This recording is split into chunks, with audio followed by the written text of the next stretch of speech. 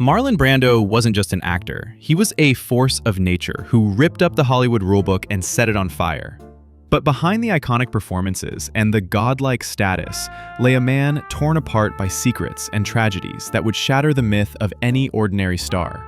He was a generational talent who despised the very industry that worshipped him, a sensitive artist who could be monstrously cruel, and a passionate activist who became a self-destructive recluse. The real story of Marlon Brando is not found in his films, but in the chaotic, unfiltered, and often devastating truth of his life. A truth he tried to control, but one that ultimately consumed him. The seeds of Brando's turmoil were planted long before he ever stepped in front of a camera. His entire life was shaped by a deep and painful relationship with his mother, Jocelyn Brando.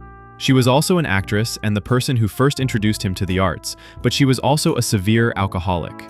Brando would recall coming home from school as a child to find her being carted away by police, drunk in public. He developed a habit of searching the town's bars to find her and bring her home.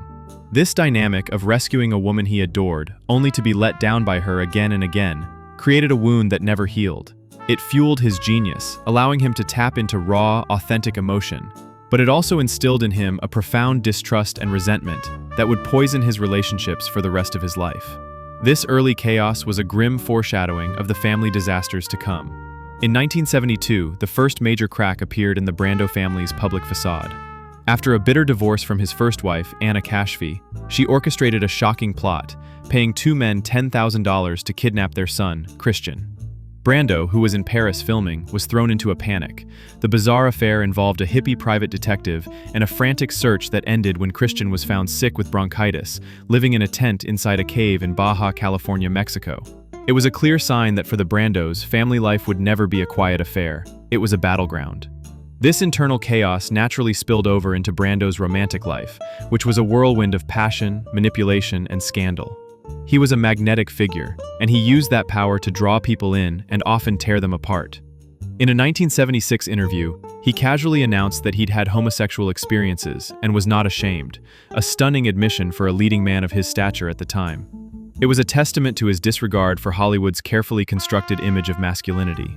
Years later, music legend Quincy Jones set the record straight, claiming Brando's lovers included comedy icon Richard Pryor and writer James Baldwin. Pryor's own widow later confirmed the relationship, adding weight to the explosive claims. But Brando's most famously toxic relationship was his decade-long affair with actress Rita Moreno. Their connection was electric, but it was also deeply destructive. He cheated on her constantly, and when she became pregnant with his child, he arranged for an abortion behind her back, which was botched and left her bleeding internally. The psychological warfare was relentless. The affair became so consuming that Moreno attempted to take her own life with a handful of his sleeping pills. She survived, but the relationship didn't. Years later, Moreno would perfectly summarize their dynamic. Her husband was the love of her life, but Marlon Brando was the lust of her life. His rebellion wasn't confined to his personal life. He brought that same chaotic energy to his work, tormenting directors and co-stars with a unique brand of artistic defiance. He famously refused to memorize his lines, arguing that it made his performances stale. Instead, he relied on cue cards, which he would have placed all over the set. During the filming of The Godfather, he had them taped to Robert Duvall's chest. For another film, he insisted they be written on a lampshade. His co-stars saw it not as a method, but as an act of disrespect. This contempt for his fellow actors sometimes boiled over into open warfare. On the set of Guys and Dolls, he developed a fierce rivalry with Frank Sinatra. Knowing Sinatra's infamous impatience, Brando intentionally and repeatedly flubbed his lines during a scene where their characters ate cheesecake. He would deliver a perfect take when Sinatra's coverage was being filmed, but the moment the camera turned to him, he would make a mistake, forcing the fuming Sinatra to eat slice after slice of cheesecake until he nearly exploded with rage. But perhaps his most legendary on-set antics were the mooning wars with the cast of The Godfather.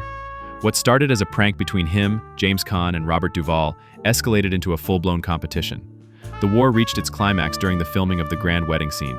In front of 500 extras, Brando dropped his pants and mooned the entire crowd, an act so audacious it earned him a custom-made belt from the cast, inscribed with the title, Mighty Moon King. While many saw Brando as a self-involved troublemaker, there was another, more principled side to his rebellion. He was a fierce and dedicated activist who channeled his anger at injustice into tangible action. He was an early and vocal supporter of the civil rights movement, marching alongside protesters and providing significant funding to organizations like the Black Panthers. But his most famous act of defiance came at the 1973 Academy Awards.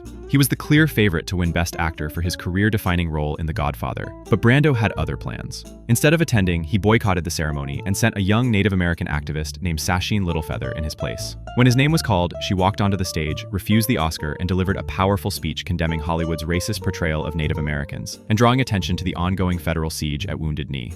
The reaction in the auditorium was a mix of boos and applause. Backstage, the scene was even more chaotic.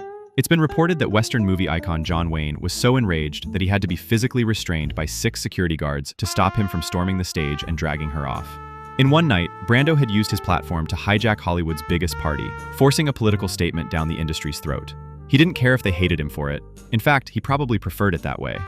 As his career progressed, Brando's on-set behavior grew darker and more controversial, pushing the boundaries of what was acceptable in filmmaking. The most disturbing example came during the production of the 1972 film Last Tango in Paris. The film included a now infamous scene involving Brando's character and the 19-year-old actress Maria Schneider. The scene's raw brutality was made all the more horrifying by what was later revealed. Director Bernardo Bertolucci admitted years later that he and Brando had conspired to surprise Schneider with one key detail: the use of a stick of butter as a lubricant. She was not informed of this beforehand, and her tears of humiliation and shock in the scene were real. "I felt humiliated, and to be honest, I felt a little both by Marlon and by Bertolucci," she later said. The incident would haunt her for the rest of her life.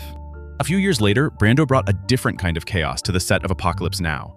He showed up to the jungle location in the Philippines dangerously overweight, having not read the script or the book it was based on.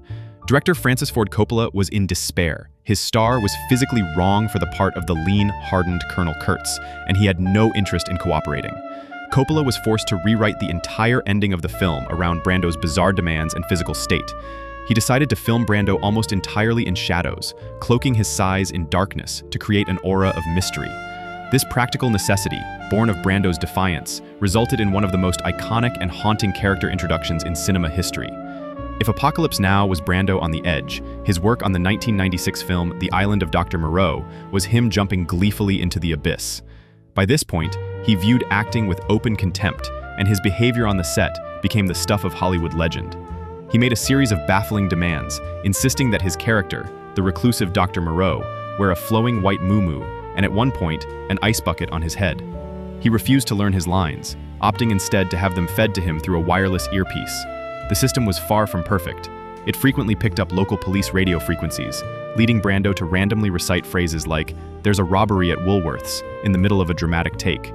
He developed a strange friendship with the world's smallest man, Nelson de la Rosa, who was also in the film, and began insisting that Nelson be his mini-me, dressing in identical outfits for their scenes. His behavior escalated when, in an act of protest against the production, he arrived on set one day completely naked, forcing the director to cover him with towels and film only his face. It was no longer about art or spontaneity. It was pure, unadulterated chaos, a final, cynical joke played on the industry he had once revolutionized. Ultimately, all the on-set chaos and public scandals paled in comparison to the tragedy that would bring the Brando dynasty to its knees. The family's dark history of dysfunction finally imploded on the night of May 16, 1990. In the living room of Brando's sprawling Beverly Hills mansion, his son Christian confronted Dag Drolet, the boyfriend of his half-sister Cheyenne. Cheyenne, who was pregnant and suffering from severe mental health issues, had told Christian that Drolet was abusing her. In a fit of rage, Christian shot and killed him. Brando was home at the time. He heard the gunshot and rushed to the scene, performing mouth-to-mouth resuscitation on Drolet in a desperate, futile attempt to save his life. The event destroyed what was left of his family. At Christian's trial, Brando took the stand and delivered a heart-wrenching, hour-long testimony, weeping as he told the court, "I think I failed as a father." But the tragedy didn't end there. It was later revealed that Cheyenne's claims of abuse were likely delusions. Racked with guilt over her role in the killing, her mental state continued to deteriorate. 5 years later, she tragically took her own life, leaving Brando utterly devastated. The man who had conquered Hollywood had lost both his son to prison and his daughter to the darkness that had haunted their family for generations. In his final years, Marlon Brando retreated from the world, a wounded giant hidden away on his private island in Tahiti, Tetiaroa. He was a shadow of his former self, reportedly weighing over 300 pounds, a recluse who had finally found his escape from the fame he despised. He left behind a legacy that is as complex and contradictory as the man himself. He was a pioneer who changed acting forever, a rebel who challenged the hypocrisy of an entire industry. But he was also a cautionary tale, a story of how unresolved personal pain can curdle even the most profound artistic gift. His life was a testament to the idea that genius and demons often spring from the same source. He burned brighter than anyone, but in the end, the shadows he cast were long and dark, leaving us to wonder what the true cost was for being Marlon Brando.